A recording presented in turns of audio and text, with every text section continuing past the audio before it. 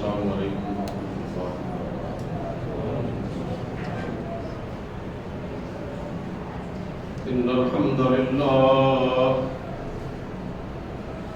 إن الحمد لله نحمده ونستعينه ونستغفره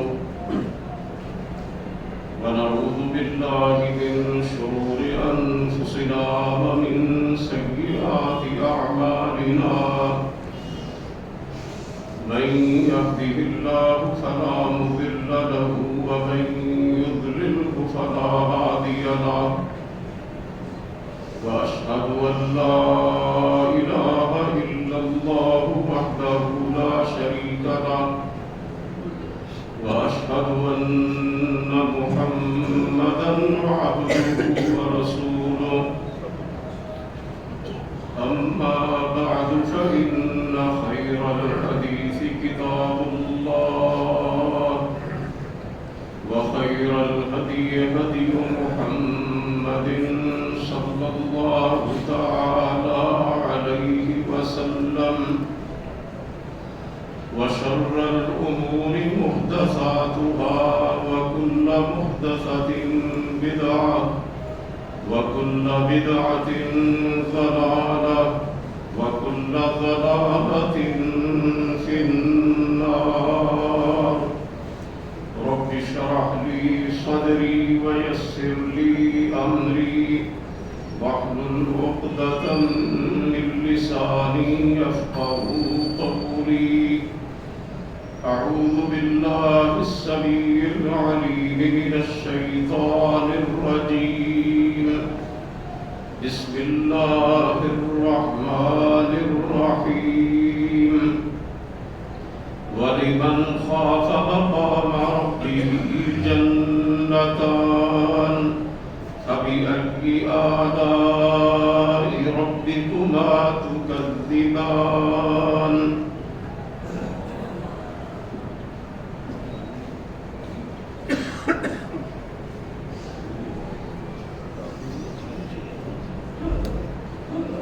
سب تعریفیں اللہ رب العالمین کے لیے ہے۔ بے شمار درود و سلام نبی کے اقدس حضرت محمد الرسول اللہ صلی اللہ علیہ وآلہ وسلم کی ذات گرامی پر، آپ کی آل طاہرہ اور آپ کے صحابہ اکرام پر اور قیامت تک آپ کی فرما برداری کرنے والے ہر مسلمان پر اللہ کی کروڑوں رحمتیں ہو۔ حضرات محترم، اللہ رب العزت کے بابرکت کلام میں سے دو مختصر سی آیات بینات میں نے آپ کے سامنے تلاوت کرنے کی سعادت حاصل کی ہے۔ ان میں اللہ رب العزت ارشاد فرما رہے ہیں وَلِمَنْ خَافَ مَقَامَ رَبِّهِ جَنَّتَانِ، کہ جو اپنے رب کے سامنے کھڑا ہونے سے ڈر گیا، اپنے پروردگار کی بارگاہ میں حاضری اور جواب دہی کے احساس سے ڈر گیا، اپنے مالک کی عدالت کے کٹہرے میں کھڑا ہونے سے ڈر گیا، اس کے لیے دو جنتیں۔ فَبِأَيِّ آلَاءِ رَبِّكُمَا تُكَذِّبَانِ، تو اے گروہ جن و انس، تم اپنے رب کی کون کون سی نعمت کو جھٹلاؤ گے؟ اللہ رب العزت کا ڈر بہت بڑی چیز ہے، بلکہ اگر میں یہ عرض کروں کہ اللہ تعالیٰ کا خوف زندگی میں بہت بڑی عبادت ہے تو یہ غلط نہیں ہوگا۔ یہ 24 گھنٹے کی عبادت ہے اور یہ لمحے لمحے کی عبادت ہے، یہ ایک ایک منٹ اور ایک ایک سیکنڈ کی عبادت ہے۔ اگر آپ سوتے ہوئے اپنے دل کو اللہ رب العزت کے خوف سے معمور کر لیں اور رسول کریم صلی اللہ علیہ وسلم کے الفاظ پڑھیں، اللہم قینی عذابک یوم تبعث عبادک، کہ یا اللہ مجھے اس دن اپنے عذاب سے محفوظ رکھنا جب تو اپنے بندوں کو زندہ کر کے اٹھائے گا۔ آخرت کا تصور اپنے ذہن میں لائیں، حشر کی سختی کا تصور ذہن میں لائیں، اور اللہ تعالیٰ کا خوف اور ڈر اپنے دل میں بسا کے اپنے تکیے پہ سر رکھیں، اپنی آنکھیں بند کریں، نیند کی آغوش میں چلے جائیں، ساری رات آپ سوتے رہیں تو یقین جانیں آپ کا سونا بھی باعث عبادت ہے اور باعث اجر و ثواب ہے۔ اللہ تعالیٰ کے خوف کے مختلف مظاہر ہیں، اللہ رب العزت کے ڈر کی مختلف شکلیں اور مختلف صورتیں۔ مثلا اللہ کے عذاب سے ڈرنا، اللہ کی پکڑ سے ڈرنا، اللہ کی گرفت سے ڈرنا، عذاب قبر سے ڈرنا، حشر و نشر سے ڈرنا، حساب و کتاب سے ڈرنا، زندگی میں ایمان کے چھن جانے سے ڈرنا، زندگی کے برے خاتمے سے ڈرنا، اور اپنے نیک اعمال کے قبول نہ ہونے سے ڈرنا۔ جب آپ قرآن کریم کا مطالعہ کرتے ہیں تو یہ بات ہمیں واضح طور پر نظر آتی ہے کہ اللہ رب العزت نے اپنے کلام پاک میں مختلف مقامات پر اپنے محبوب بندوں کی صفات کا تذکرہ فرمایا ہے، اور ایک صفت اکثر مقامات پر بیان فرمائی ہے کہ میرے بندے اپنے دلوں میں میرا خوف بساتے ہیں اور مختلف حوالوں سے مجھ سے ڈرتے ہیں، اور مختلف شکلوں اور صورتوں میں ان کا خوف ان کی زندگی کے اعمال سے ظاہر ہوتا ہے۔ سورۃ المعارج میں اللہ تعالیٰ ارشاد فرماتے ہیں وَالَّذِينَ هُمْ مِنْ عَذَابِ رَبِّهِمْ مُشْفِقُونَ إِنَّ عَذَابَ رَبِّهِمْ غَيْرُ مَأْمُونٍ، کہ ہمارے حق شناس بندے، ہمارے مومن بندے، اللہ فرماتے ہیں ہمارے عذاب سے ہر وقت کانپتے رہتے ہیں، اور فرمایا کہ لوگوں تمہارے رب کا عذاب ایسا ہے کہ اس سے غافل نہیں ہونا چاہیے، اس سے لاپرواہ نہیں ہونا چاہیے۔ حضرت ابراہیم علیہ السلام کتنی جلیل القدر شخصیت ہے، انہوں نے پروردگار عالم سے جو مختلف دعائیں کی، قرآن کریم میں ان کی یہ دعائیں موجود ہیں۔ ایک دعا انہوں نے اللہ تعالیٰ کی بارگاہ میں یہ کی تھی وَلَا تُخْزِنِي يَوْمَ يُبْعَثُونَ يَوْمَ لَا يَنْفَعُ مَالٌ وَلَا بَنُونَ إِلَّا مَنْ أَتَى اللَّهَ بِقَلْبٍ سَلِيمٍ، اے میرے پروردگار مجھے اس دن کی رسوائی سے بچانا جب تو اپنے بندوں کو کھڑا کر کے اٹھائے گا، جب تو اپنے بندوں کو زندہ کر کے اپنی بارگاہ میں پیش کرے گا، جس دن نہ مال کام آئیں گے اور نہ بیٹے کام آئیں گے، صرف وہ کامیاب ہوگا کہ جو اللہ رب العزت کی بارگاہ میں قلب سلیم لے کر آئے گا۔ رات جاگ کے بیٹھے گا، ابتدا میں اگر آپ سونا شروع کر دیں گے تو پھر کیا بات سنے گا۔ حضرت ابراہیم علیہ السلام نے اللہ تعالیٰ کی بارگاہ میں یہ التجا کی کہ الہی مجھے روز قیامت کی رسوائی سے بچانا، کیونکہ وہ سب سے بڑی ذلت ہے، وہ سب سے بڑی رسوائی ہے، وہ سب سے بڑی بے عزتی ہے۔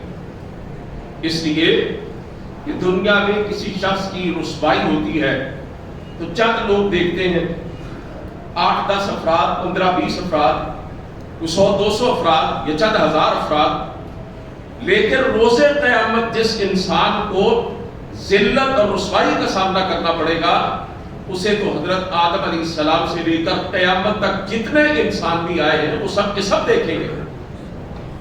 تو حضرت خلیل اللہ علیہ السلام کے دل میں اللہ تعالیٰ کے ڈر کی یہ صورت موجود ہے، جس کا انہوں نے اظہار کیا کہ پروردگار مجھے قیامت کے دن کی روز محشر کی رسوائی سے بچانا۔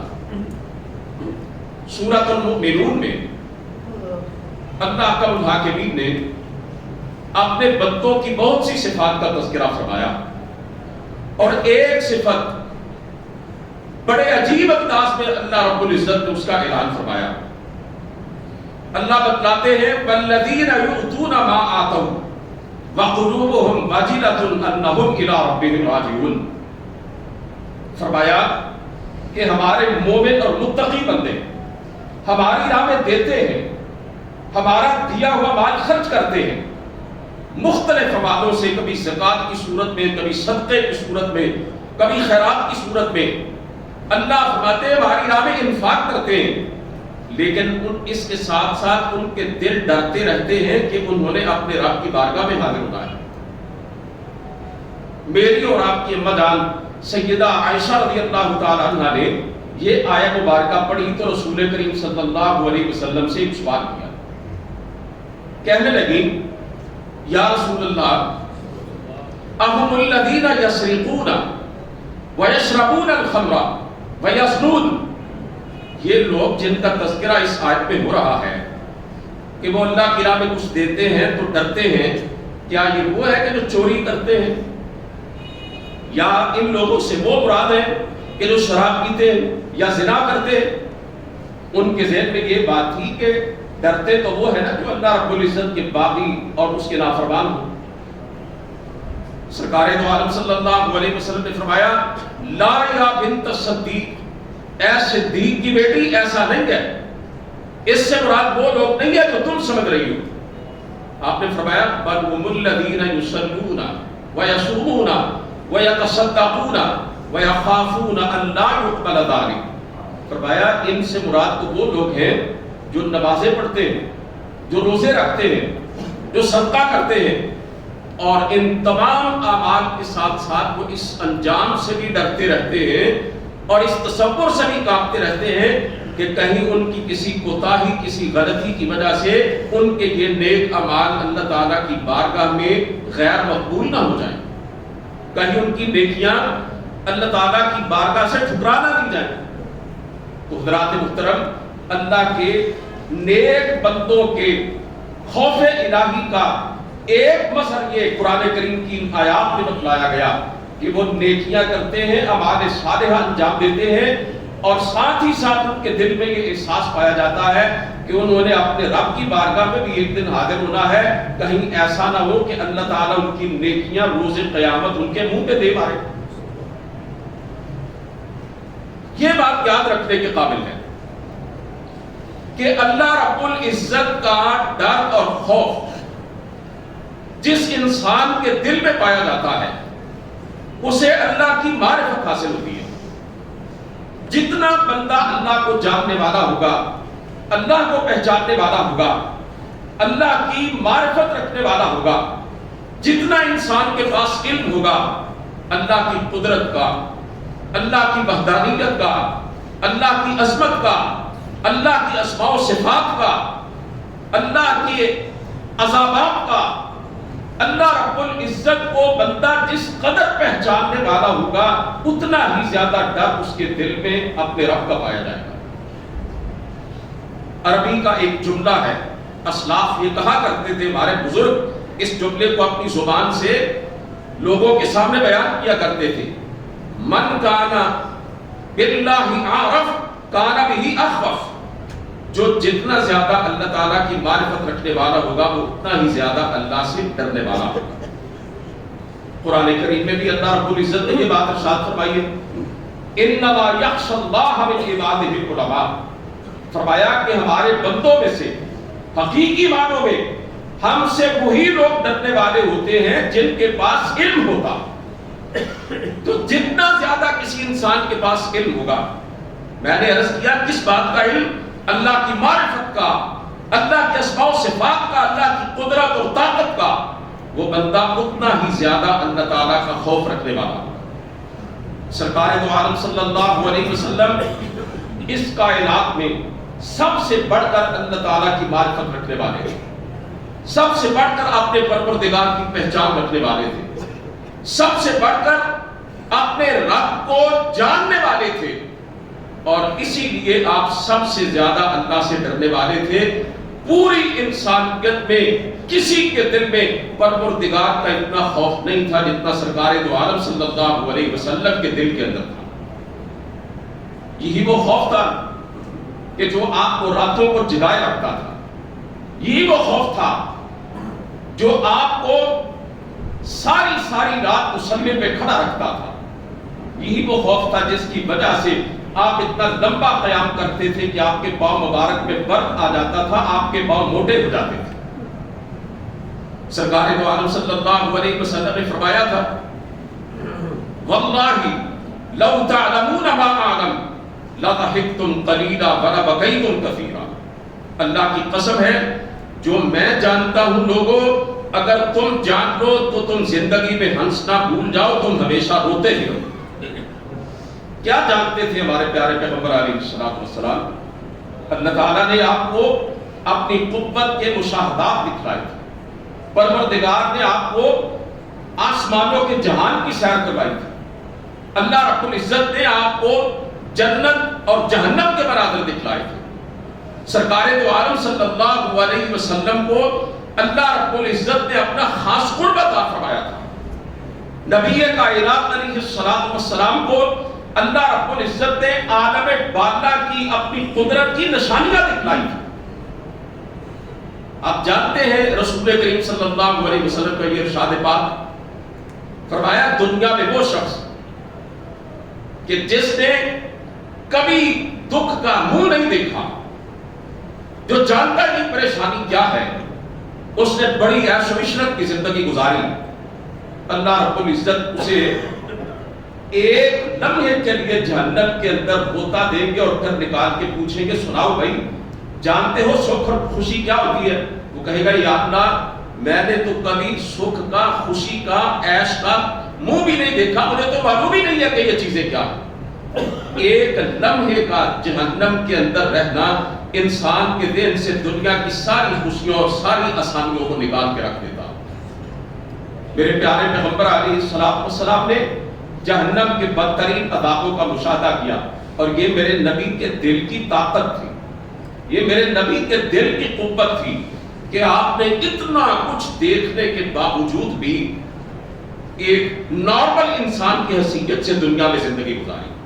آپ ہنستے بھی تھے, آپ مسکراتے بھی تھے, آپ خوش طبعی بھی کیا کرتے تھے.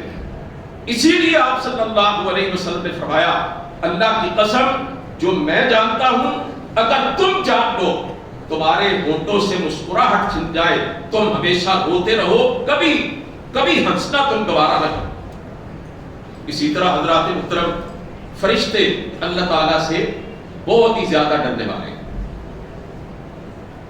سرکار تو عالم صلی اللہ علیہ وسلم نے فرمایا ہے کہ جب اللہ تعالیٰ آسمانوں میں کلام کرنا چاہتے, جب اللہ رب العزت گفتگو کرنا چاہتے, کوئی وحی کرنا چاہتے, تو سارے آسمانوں پہ کب کبھی تان ہو جاتی.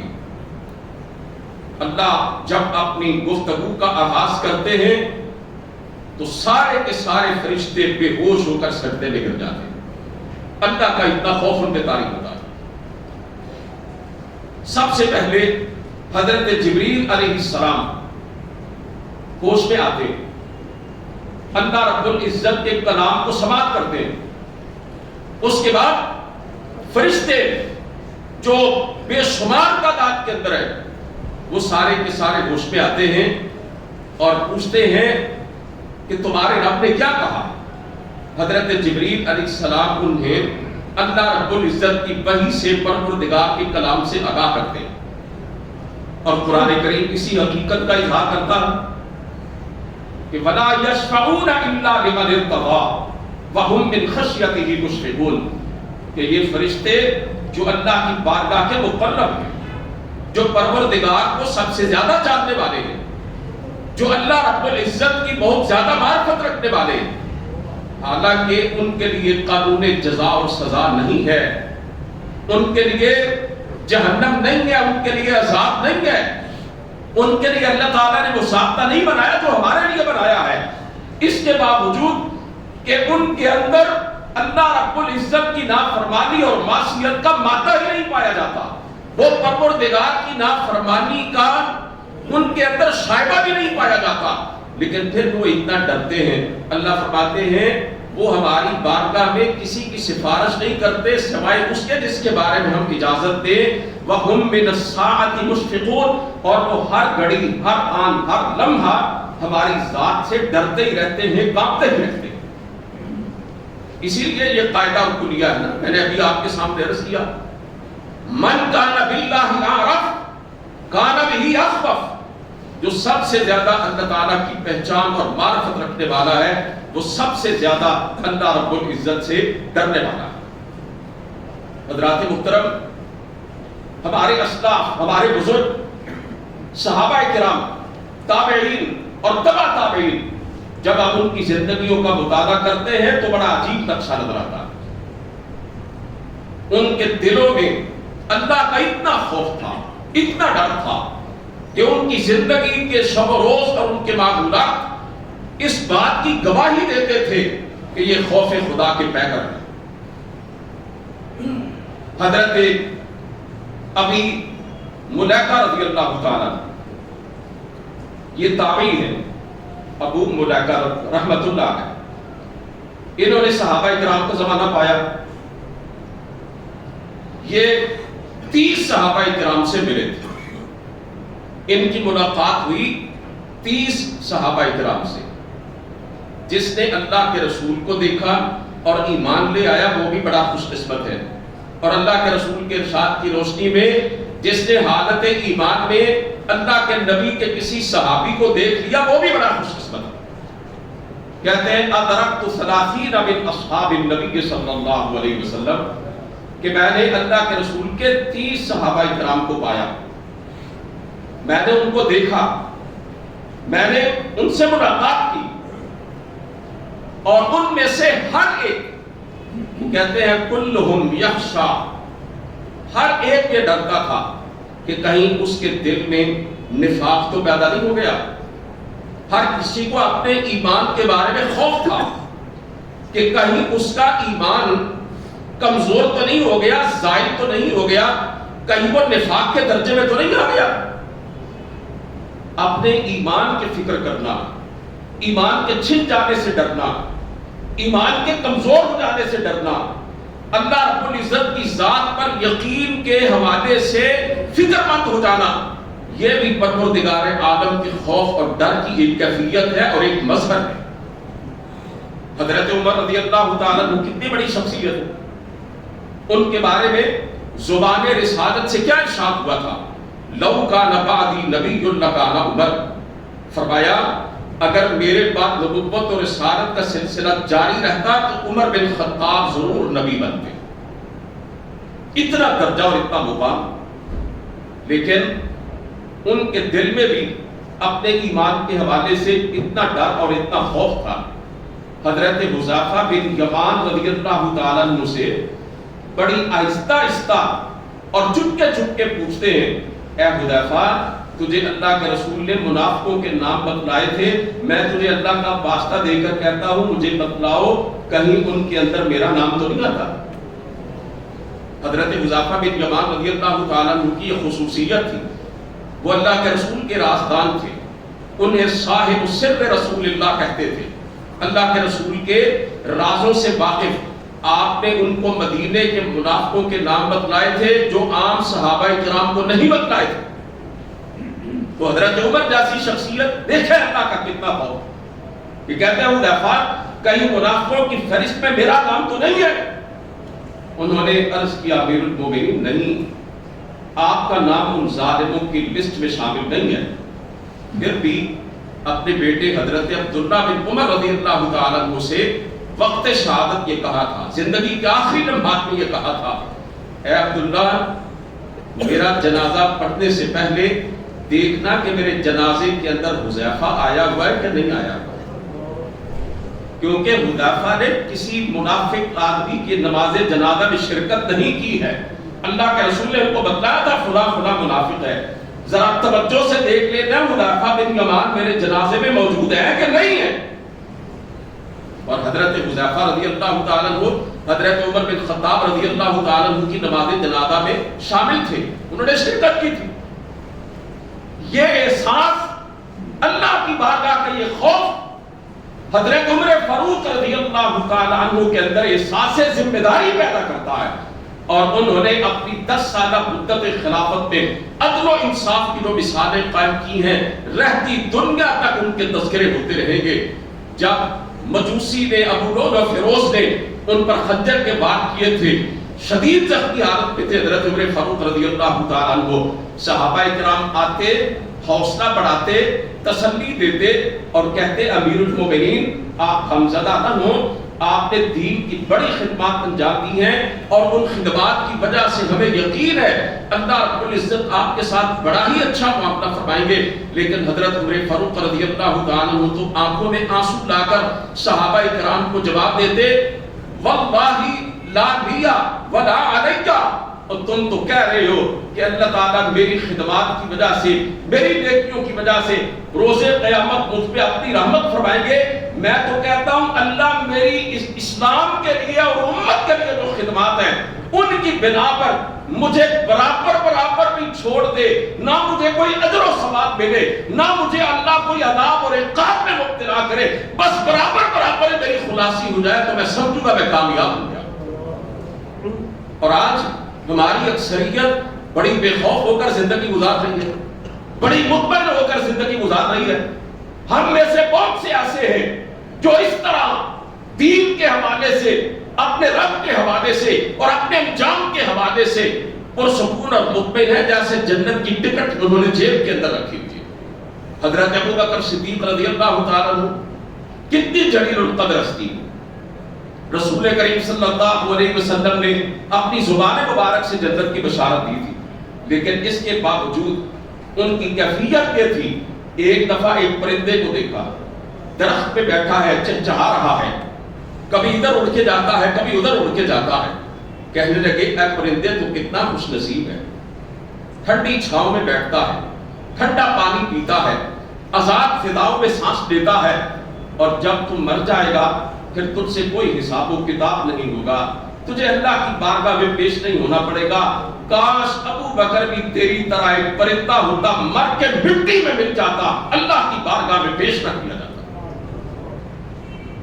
اسی طرح حضرت عبداللہ بن مسعود رضی اللہ تعالیٰ عنہ بہت بڑے عالم تھے اور بہت بڑے مفسر قرآن اور محدث تھے، اور جتنا بڑا عالم اتنا بڑا اللہ کا خوف رکھنے والا۔ حضرت عبداللہ بن مسعود رضی اللہ تعالیٰ عنہ ایک دفعہ ایک لوہار کے پاس سے گزرے، اس نے اپنی بٹی میں لوہا گرم کیا ہوا تھا جو سرخ ہو چکا تھا، تپ رہا تھا۔ یہ منظر دیکھ کر حضرت عبداللہ بن مسعود رضی اللہ تعالیٰ عنہ ادھر ہی کھڑے ہو گئے، آگے نہیں بڑھ سکے، آنکھوں سے آنسو جاری ہو گئے۔ لوگوں کی سمجھ میں بات نہ آئی کہ یہ لوہار اپنا کام کر رہا ہے، اس نے اپنی بٹی تپائی ہوئی ہے، اس نے لوہے کو گرم کیا ہوا ہے، یہ ابن مسعود کو کیا ہوا کہ لوہار کو دیکھ کے روئے چلا جا رہا۔ کہنے لگے لوگوں اصل بات جس نے مجھے بلایا ہے وہ یہ ہے کہ یہ دنیا کی آگ ہے، اس نے اس لوہے کو اتنا گرم کر دیا ہے، اس طرح سرخ ہو چکا ہے کہ کوئی انسان اس کو ہاتھ سے چھونا گوارا نہیں کرتا، کسی کے اندر اتنی ضرورت نہیں ہے کہ اس کو مس کرے۔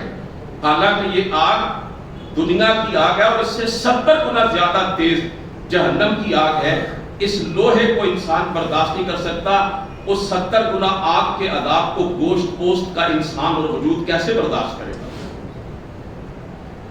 کہتے ہیں میں تو اس بات سے ڈر گیا کہ اللہ تعالیٰ کا عذاب کتنا سخت ہے۔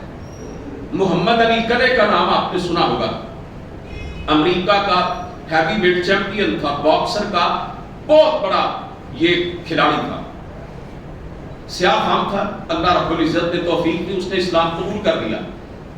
امریکہ کے جو لوگ ہیں نا وہ ہیرو ورشپنگ کے عادی ہیں، یعنی جو مختلف وادوں سے لوگ مشہور ہوتے ہیں نا جی، اور پوری دنیا کے اندر ان کا چرچا ہوتا ہے۔ امریکہ کے لوگوں کی یہ عادت ہے کہ وہ ایسے لوگوں کے حوالے سے پیچھے چلے جاتے ہیں، بڑی عزت کرتے ہیں ان کی۔ وہ محمد علی کلے کہتا ہے کہ میں جب بھی کوئی مقابلہ جیتتا تھا، امریکہ کی گوری عورتیں مجھ پہ مرتی تھی، اپنے آپ کو میرے سامنے پیش کرتی تھی، مجھے دعوت گناہ دیتی تھی، اور کہتا ہے میں بھی انسان تھا، کبھی کبھی ان کے تقاضے اور ان کی پیشکش سے کچھ مغلوب ہوتا اور جب دل میں برائی کا اور بدکاری کا خیال آتا کہتا ہے میں اپنا سگریٹ لائٹر جلاتا، اس پہ اپنی ہتھیلی رکھتا، اور جب میری ہتھیلی جلنے کے قریب ہوتی تو پھر میں اپنے آپ کو نصیحت کرتا محمد علی ان عورتوں کی بات نہ ماننا، یہ دنیا کی آگ ہے جو جہنم کی آگ کے مقابلے میں کوئی حیثیت نہیں رکھتی، تو یہ برداشت نہیں کر سکتا، اس آگ کو کیسے برداشت کرے گا؟ اور حضرت عمر فاروق رضی اللہ تعالیٰ عنہ، پھر مجھے ان کا ایک واقعہ یاد آیا.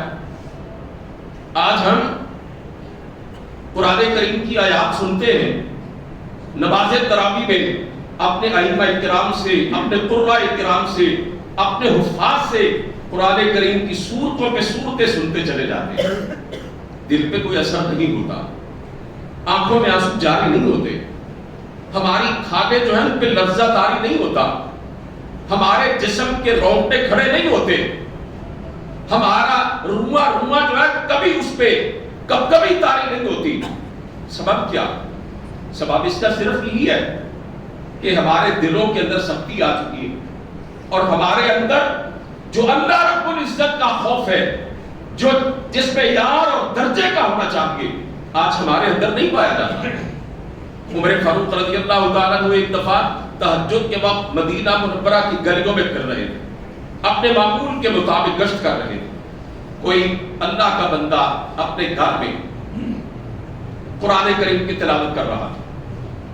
وہ بستی کابوکی کی بستی نہیں تھی، پاکستان کی بستی نہیں تھی، وہ مدینہ کی بستی تھی، میرے نبی کے شہر کی بستی تھی.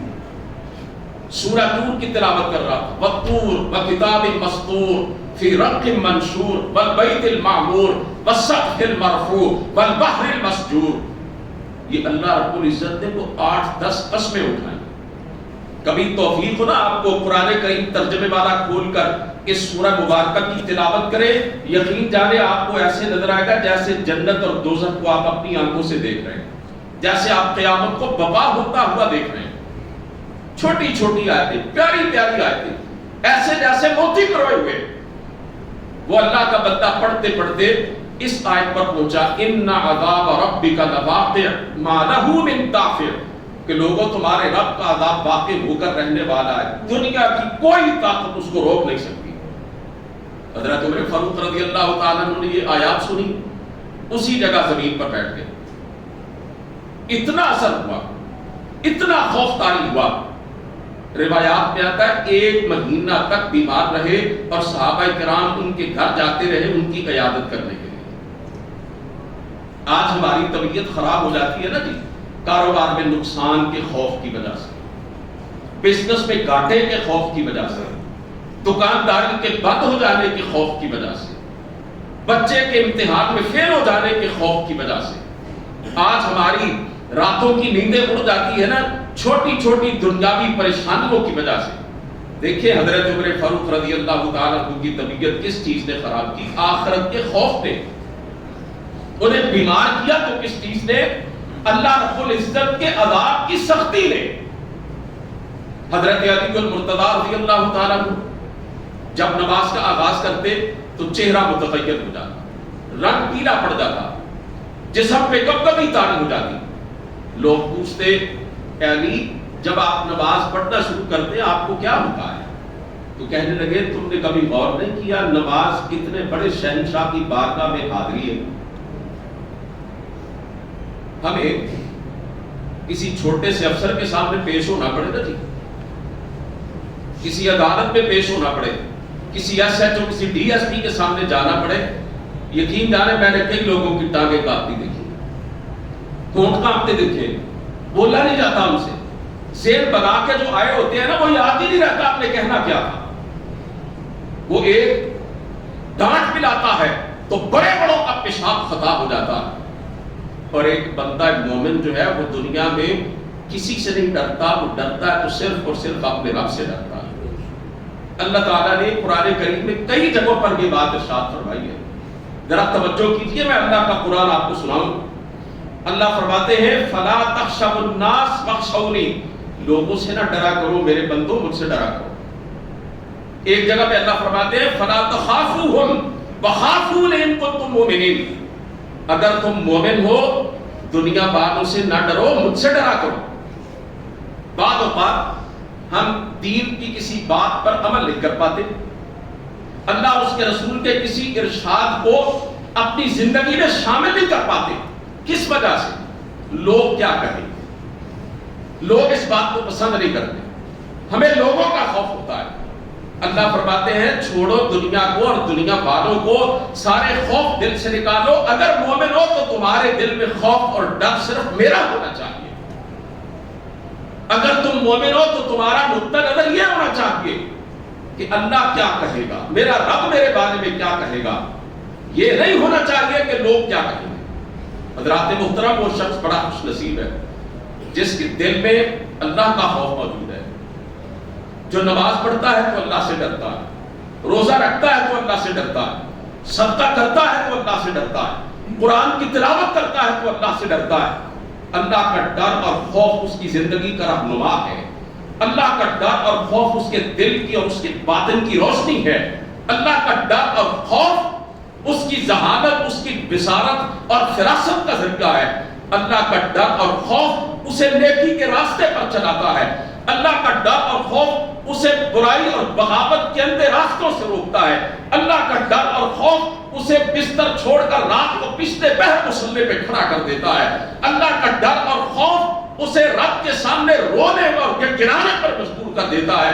اللہ کا ڈر اور خوف اسے دنیا جہان کے طاغوتوں کے سامنے سیسا پلائی ہوئی دیوار بن کے کھڑے ہونے پر اکساتا ہے۔ اللہ کا ڈر اور خوف اس کی زندگی کا رہنما بن جاتا ہے، پیشوا بن جاتا ہے، اور اللہ کا ڈر اور خوف اسے معقولی سے معقولی رب کی معصیت کے قریب بھی نہیں جانے دیتا۔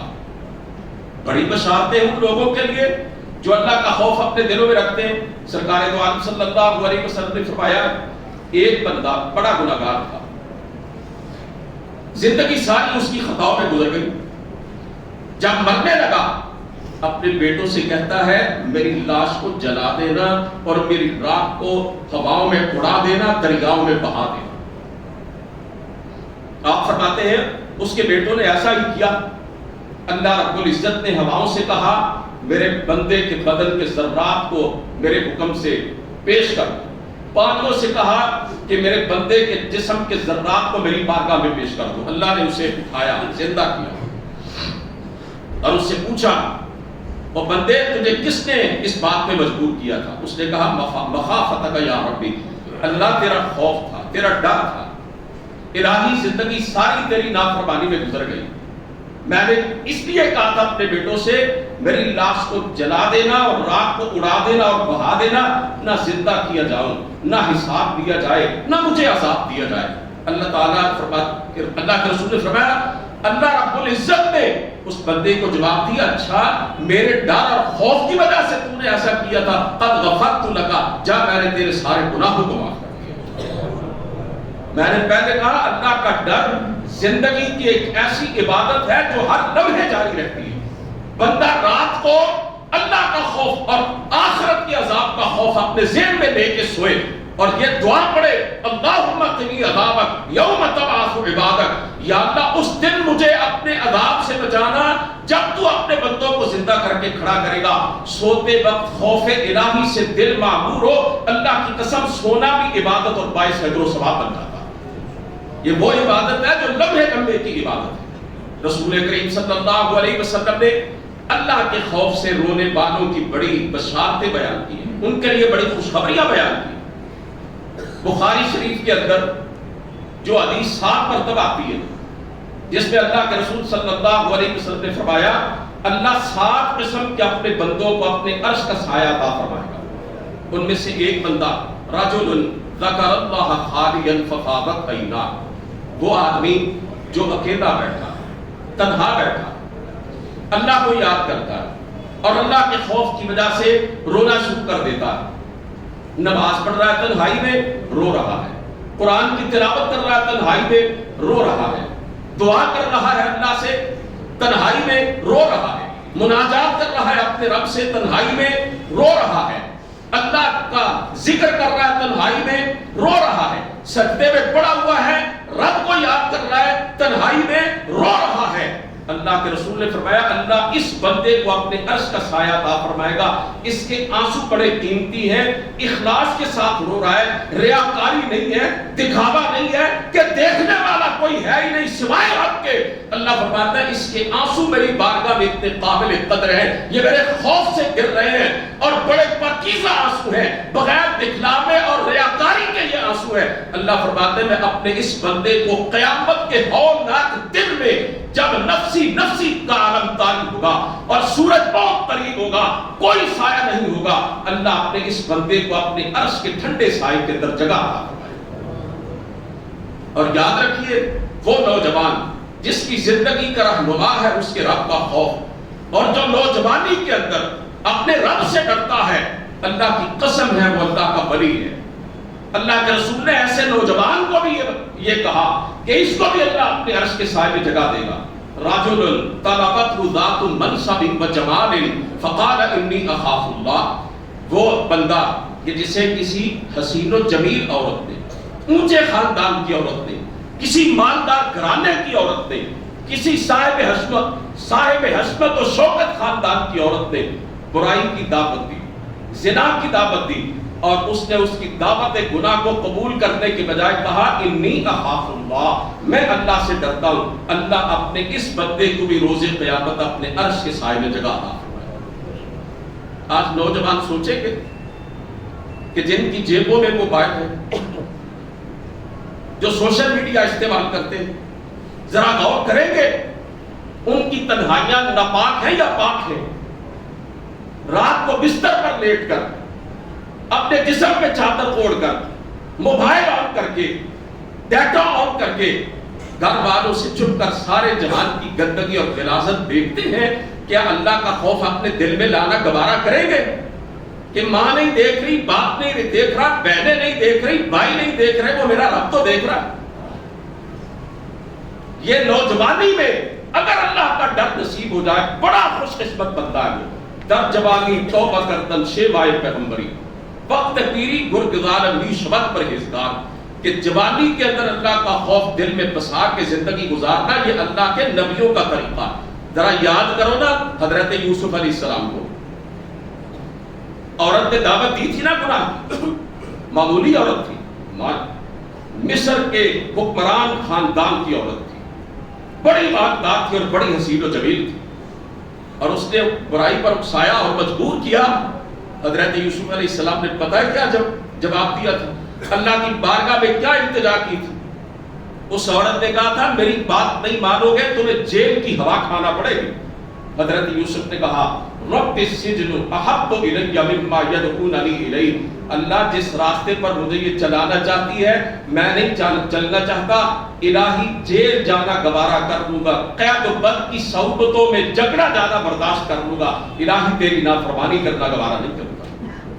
اس نے تو کہا تھا کوئی نہیں دیکھنے والا، اس نے دروازے بند کر دیے تھے، اور حضرت یوسف علیہ السلام نے کیا کہا تھا؟ معاذ اللہ، اللہ کی پناہ، اللہ کی پناہ چاہتا ہوں میں اس بات سے کہ میں تیری دعوت گناہ کو تسلیم کروں۔ نوجوانی کے اندر اللہ کا ڈر لے کر زندگی گزارنا، پروردگار کے خوف سے اپنے دل کو معمور رکھنا، یہ ہر لمحے کی عبادت ہے نوجوانوں۔ اور شباب کے اندر اللہ کا خوف اپنے زندگی کا وتیرہ بنا لینا، یہ اللہ تعالیٰ کے نبیوں کا کام ہے، یہ پیغمبروں کا شیوا۔ سرکار دو عالم صلی اللہ علیہ وسلم کا ایک اور ارشاد گرامی سنیے، آپ نے فرمایا لا یلج النار احد، لا یلج النار احد بقا من خشیت اللہ حتی یعود اللبن فی الدار۔ فرمایا جو بندہ اللہ کے خوف کے تحت روتا ہے، اس کی آنکھوں سے آنسو نکل آتے ہیں اللہ کے ڈر کی وجہ سے، اللہ کے عذابات کا تصور کر کے، اللہ کی گرفت اور پکڑ کو یاد کر کے، اللہ کی عظمت اور اس کی ہیبت کو یاد کر کے اس کی آنسو نکل آتے ہیں۔ فرمایا تھنوں سے دودھ نکلتا ہے، تھنوں میں دودھ کا واپس جانا ناممکن ہے۔ فرمایا اسی طرح یہ ناممکن ہے کہ اللہ کے خوف کے تحت رونے والا بندہ جہنم کے اندر چلا جائے۔ کیسی بشارت اور کیسی خوشخبری، کیا چیز ہے اللہ کا ڈر۔ رسول کریم صلی اللہ علیہ وسلم نے فرمایا، اللہ تعالیٰ ارشاد فرماتے حدیث قدسی ہے، جو میرے بھائی سو رہے ہیں وہ ذرا جاگ جائیں، دائیں بائیں دیکھ لیں، کوئی میرا کوئی بزرگ کوئی بھائی سویا ہوا ہے تو اس کو جگا دیں۔ یہ حدیث جو میں ابھی سنانے جا رہا ہوں یہ آج کے جمعۃ الوداع کے خطبے کا حاصل ہے۔ میں اللہ کا واسطہ دے کے کہتا ہوں اس حدیث کو یاد کر کے جاؤ، اپنی لوح قلب پہ منقش کر کے جاؤ، اپنے دماغ کی تختیوں پہ اس حدیث کو لکھ کے لے جاؤ۔ اللہ فرماتے ہیں وَعِزَّتِي، مجھے اپنی عزت کی قسم ہے، لا اجمع علی عبدی خوفین ولا اجمع لہ امنین، میں اپنے کسی بندے پر دو خوف ایک ساتھ جمع نہیں کروں گا اور دو امن ایک ساتھ جمع نہیں کروں گا۔ آگے اللہ رب العزت کے الفاظ سنیے جو اللہ کے رسول کی زبان سے نکلے، اس حدیث کا اگلا ٹکڑا اللہ فرماتے ہیں اذا امننی فی الدنیا اخفتہ یوم القیامہ، اگر کوئی بندہ دنیا میں مجھ سے بے خوف رہا، اس نے اپنے دل میں میرے ڈر کو نہ بسایا اور اس طرح اس نے زندگی گزاری، قیامت کے دن اس پہ قدم قدم پہ میرا خوف مسلط ہوگا۔ اور دوسری طرف فرمایا وَإِذَا خَافَنِي فِي الدُّنْيَا أَمَّنْتُهُ يَوْمَ الْقِيَامَةِ، اور جس نے دنیا کے اندر میرا ڈر اور خوف اپنے اوپر طاری کر دیا اور اس کی روشنی کے اندر اس نے اپنی زندگی گزاری، اللہ فرماتے ہیں میں روز قیامت اسے امن عطا کروں گا، اس پہ کوئی خوف نہیں ہوگا۔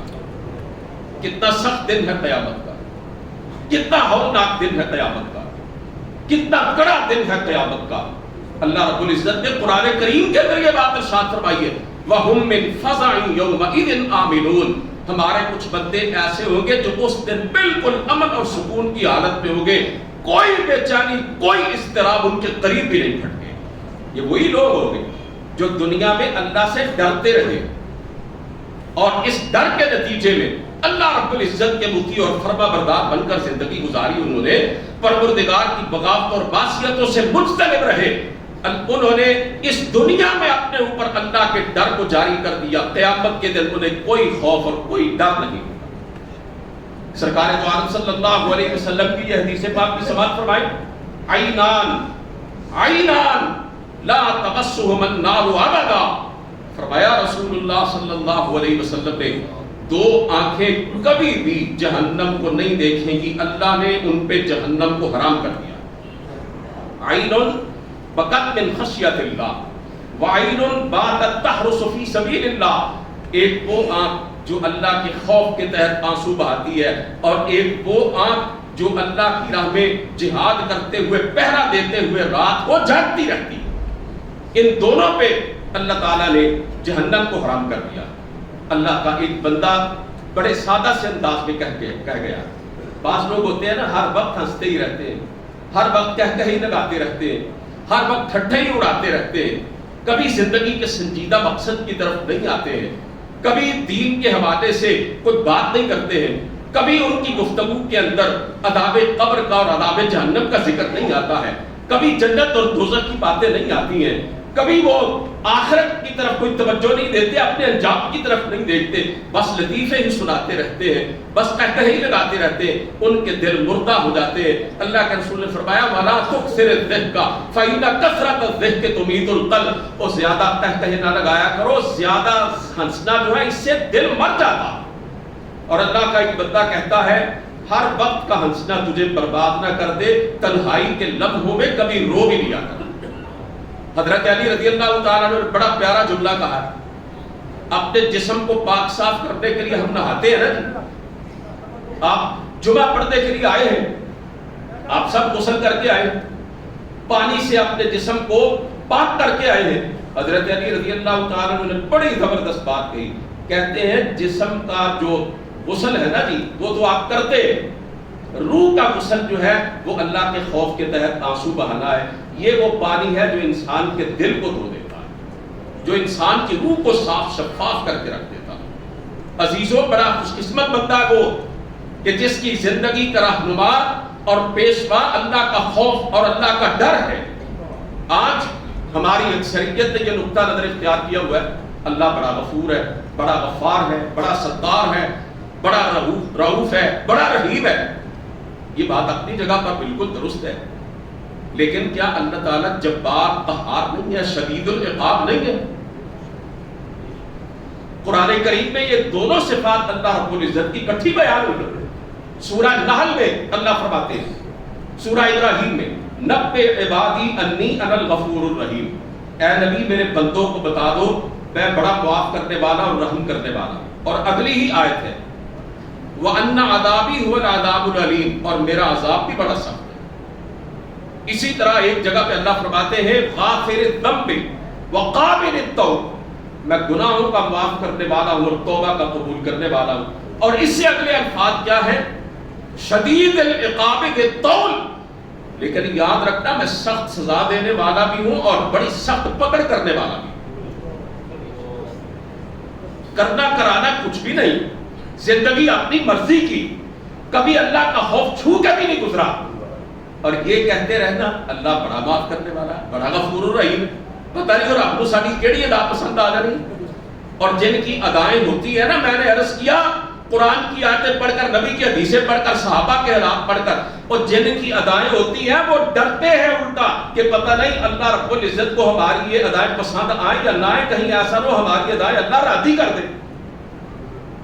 بیلنس ہونا چاہیے میرے عزیزوں، توازن ہونا چاہیے، یہ نقطہ نظر ہونا چاہیے۔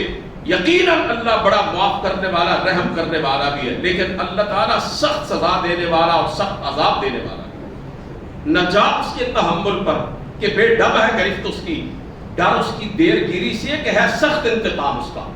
قرآن کریم میں اللہ تعالیٰ نے کئی جگہوں پر کہا واللہ عزیز ذو انتقام، اور اللہ بڑا زبردست ہے، بڑا شدید انتقام اور بدلہ لینے والا۔ آپ میں سے کئی میرے بھائی یہ سوچ رہے ہوں گے کہ رمضان المبارک کے آخری جمعے کے لیے یہ موضوع میں نے کیوں چنا؟ حضرات اس لیے کہ یہ جو ہم روزے رکھ رہے ہیں نا، ان کا مقصد ہی اللہ کا ڈر اور خوف ہے۔ رمضان کے مبارک اور مقدس مہینے کا میسج ہی یہ ہے جو میں آپ کے سامنے پیش کر رہا ہوں۔ رمضان المبارک 30 دن 29 دن ہمیں جو بھوکا اور پیاسا رکھتا ہے، اس کے پیچھے فلسفہ یہ ہے اللہ کا ڈر اور خوف پیدا ہو جائے۔ آپ قرآن کریم کا مطالعہ کریں، آیت بڑی معروف ہے، آپ سنتے ہیں یا ایھا الذین آمنوا کتب علیکم الصیام کما کتب علی الذین من قبلکم لعلکم تتقون، اے ایمان والو ہم نے تم پر روزے فرض کیے اور اس لیے فرض کیے کہ تمہارے اندر ہمارا خوف، ہمارا ڈر پیدا ہو جائے۔ اور اسی ڈر اور خوف کو تقویٰ کس طرح کی صورت میں بیان کیا جاتا ہے، میں یہ عرض کرنا چاہتا ہوں اور بڑے دکھ کے ساتھ یہ عرض کرنا چاہتا ہوں۔ آج ایک قوم کی حیثیت سے مجموعی طور پر اللہ کا ڈر اور خوف ہماری زندگیوں سے نکل چکا ہے، الا ماشاء اللہ۔ میرا معاشرہ آج جو جہنم کا منظر پیش کر رہا ہے، برائیوں کی آماج گاہ بن چکا ہے، طرح طرح کے جرائم کا گھر بن چکا ہے، نفسیاتی بیماریوں کا مرکز بن چکا ہے۔ اس کا سبب ہی یہ ہے کہ قوم کی حیثیت سے ہم خوف خدا سے عاری ہو چکے ہیں۔ ہمیں جانی دوائیاں بناتے ہوئے اللہ کا ڈر نہیں آتا، ہمیں معصوم بچوں کے لیے مہلک کیمیکل سے بنا ہوا دودھ بناتے ہوئے اللہ کا ڈر نہیں آتا، ہمیں ملاوٹ کرتے ہوئے اللہ کا ڈر نہیں آتا، سرخ مرچوں کے اندر لکڑی کا برادہ ملاتے ہوئے ڈر نہیں آتا، کالی مرچوں کے اندر پپیتے کے بیج ملاتے ہوئے ڈر نہیں آتا، سپر باسمتی چاولوں کے اندر ٹوٹا ملاتے ہوئے ڈر نہیں آتا، ہمیں جھوٹی قسمیں اٹھا کر گٹھیا مال کو بڑھیا بنا کر پیش کرتے ہوئے شرم نہیں آتی، ہمیں جعلی زری دوائیں بناتے ہوئے اور لوگوں کو زہر کھلا کر مارتے ہوئے اللہ کا ڈر نہیں آتا، ہمیں تھانوں میں رشوت لیتے ہوئے اور مظلوم پر مزید ظلم کرتے ہوئے ڈر نہیں آتا، ہمیں جج بن کر عدالت کی کرسی پر بیٹھ کر انصاف پر خود کرتے ہوئے ڈر نہیں آتا، ہمیں ایم پی اے بن کر ایم ایل اے بن کر وزیر اور وزیر بن کر لوگوں کے خزانے پہ شمخون مارتے ہوئے ڈر نہیں آتا، ہمیں وزیر اعظم و صدر بن کر کرپشن کا بازار گرم کرتے ہوئے ڈر نہیں آتا، ہمیں بہنوں کو وراثت کا حق کھاتے ہوئے اور انہیں حق سے محروم کرتے ہوئے کبھی ڈر نہیں آتا، ہمیں چھوٹے بہن بھائیوں پر زیادتی کرتے ہوئے ڈر نہیں آتا، ہمیں رشتہ داروں کو ستاتے ہوئے ڈر نہیں آتا، ہمیں پڑوسی اور ہمسایوں پر زیادتی کرتے ہوئے ڈر نہیں آتا، ہمیں ایک دوسرے کے ساتھ دجل و فریب کے ذریعے کاروباری طور پر ہمیں فراق کرتے ہوئے ڈر نہیں آتا، ہمیں یہ کہتے ہوئے کبھی ڈر نہیں آتا. ہم بربرا کبھی کبھی یہ کہہ دیتے ہیں آج میں فلاں ایسا ٹیکہ لایا ساری زندگی اٹھ نہیں سکے گا، کاروبار میں ایسا دھوکہ دیا ہے ساری زندگی پائی پائی کا محتاج رہے گا. ہمیں ڈر نہیں آتا. ہمیں حسد کرتے ہوئے، بغض رکھتے ہوئے، کینہ رکھتے ہوئے، عداوت رکھتے ہوئے، رشتہ داروں کو توڑتے ہوئے، بہنوں بھائیوں کے ساتھ پرسوں گزر جائے ہم کلام نہیں کرتے، ہمیں ڈر نہیں آتا. ساری زندگی نماز کا چہرہ نہیں دیکھتے، ڈر نہیں آتا. رمضان کے مہینے کے اندر ہم برسر عام کھاتے پیتے ہیں، رمضان کے تقدس کو پامال کرتے ہیں، ہمیں ڈر نہیں آتا. ہم کیمیکل ڈور سے جو پتنگیں اڑائی جاتی ہیں، لوگوں کے گلے کٹ جاتے ہیں، بنانے والوں کو ڈر نہیں آتا. میں کس کس بات کا رونا روں دل کو کہ پیٹوں جگر کو میں، مقدور ہو تو ساتھ رکھوں نوحہ گھر کو میں آپ سے پوچھنا چاہتا ہوں، بڑے ادب سے پوچھنا چاہتا ہوں، زندگی کا وہ کون سا ہمارا گوشہ ہے قوم کی حیثیت سے جس سے ہمیں یہ پیغام مل رہا ہو کہ ہم اپنے رب سے ڈرتے ہیں؟ روزے بھی رکھتے چلے جا رہے ہیں، نمازیں بھی پڑھتے چلے جا رہے ہیں بعض لوگ، لیکن مارکیٹ کے اندر ان کی شہرت یہ ہے کہ پتلے درجے کے بے ایمان اور بددیانت ہیں، لوگوں سے فراق کرتے ہیں. یہ اللہ کا ڈر ہے؟ مسجد میں امام کے پیچھے کھڑے ہوتے ہیں اور جب بازار میں جاتے ہیں تو بدعہدی میں اور بددیانتی میں سب سے آگے، ترازو میں ڈنڈی مارتے ہیں، کم تولتے اور کم ناپتے ہیں، ہر ایک سے ہم جدر و فریب سے کام لیتے ہیں. حضرات محترم یہ اللہ کا ڈر اور خوف نہیں ہے.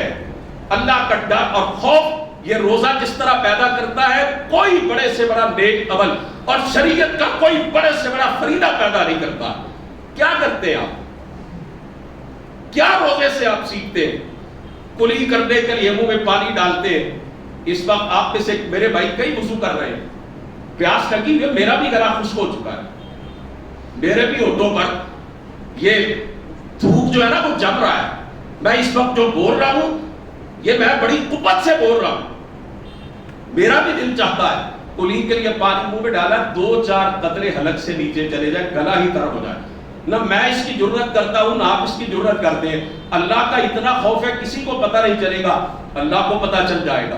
یہی روزے کا درس ہے نا، اور روزہ یہی بتلاتا ہے چھپ کر بھی تو نہیں کھاتا پیتا اے بندے، اللہ کا خوف تیرے راستے میں رکاوٹ ہے، کوئی پوچھنے والا نہیں تجھ سے سوائے اللہ کے.